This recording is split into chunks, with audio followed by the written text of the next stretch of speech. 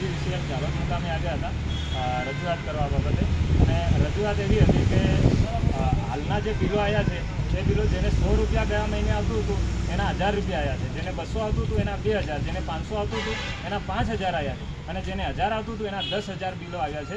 એટલે ક્યાંક ને ક્યાંક MGVCL જાલોદની બેદરકારી જણાઈ આવે છે.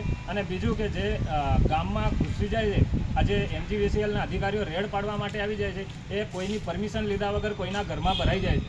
સવારે કોઈને આતંકવાદીની પકડવા આવતા હોય એમ સવારે વહેલા ઉઠીને 6 વાગ્યે ઘરમાં ઘૂસી જાય છે. એ તમારો અધિકાર નથી. એ ઘર અમારું છે, એ જમીન અમારી છે, અમારા જમીનની અંદર ઘર બનાવ્યું છે. એટલે કોઈની પરમિશન વગર કોઈના ઘરમાં ઘૂસી જવું એ ખોટું કામ કરી રહ્યા છે. અને બીજું કોઈને પૂછ્યા વગર 10 કે 20,000 રૂપિયાનો દંડ આપી દેવામાં આવે છે.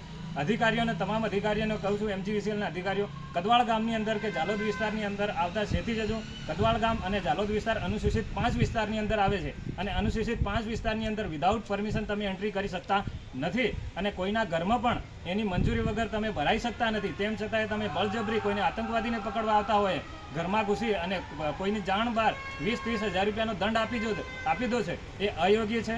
અમારો સમાજ, આદિવાસી સમાજ મજૂરી કરીને ખાય છે, 2 ટકનું ભોજન માંડ મેળવે છે. એવા સમયની અંદર 20-30,000 રૂપિયા ભરવા એ ઘણું મુશ્કેલ છે. અને જે પણ વ્યક્તિને દંડ આપ્યો છે એ દંડ અમે ભરીશું નહીં. અને કાયદેસર જે વ્યક્તિએ જાણી જોઈને હેરાનગતિ કરવા માટે દંડ આપ્યો છે એના પર અમે કાયદેસરની કાર્યવાહી કરીશું.